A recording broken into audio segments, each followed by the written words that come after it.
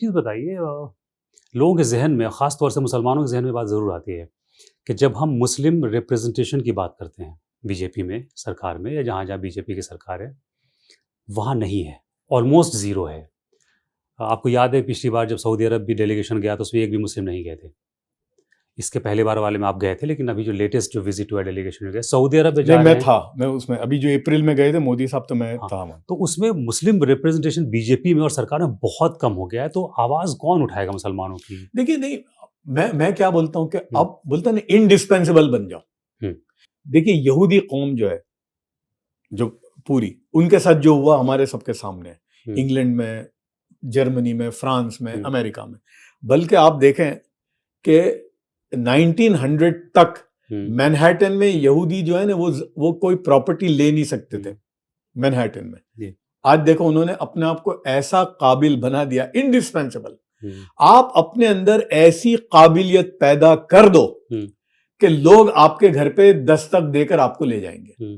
तो आपको ये अपने आप को बनाना पड़ेगा, बोलने से नहीं होगा। और रही बात आपने मुस्लिम रिप्रेजेंटेशन की, देखिए, मैं ये इसको गिनता ही नहीं हूं। एक मुसलमान नहीं चाहिए भाई, ऐसा हुँ। कोई मतलब ही नहीं है। हुँ। इसलिए किसी को रखते हो कि भाई एक मुसलमान चाहिए, तो नहीं चाहिए हमको। बोलते हैं ना, एक दो दलित चाहिए, एक ट्राइबल चाहिए, एक फला, और उसमें एक मुसलमान को डाल दो। नहीं, अगर वो काबिल है, उसकी काबिलियत की बुनियाद पर रखिए, ना कि वो मुसलमान है या नहीं है। तो मैं ऐसी रिप्रेजेंटेशन को तो मैं गिनता ही नहीं हूं। आपने कहा था he has come of age, he has come of age, Rahul Gandhi के बारे में कहा था आपने। क्या फ्यूचर है राहुल गांधी का हिंदुस्तान के तवज्जुह पे?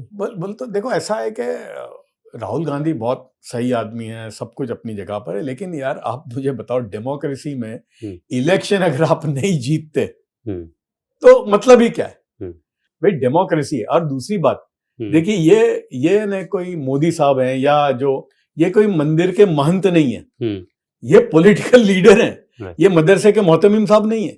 इसलिए यहां तो बोलते हैं ना, everything is fair in love and war.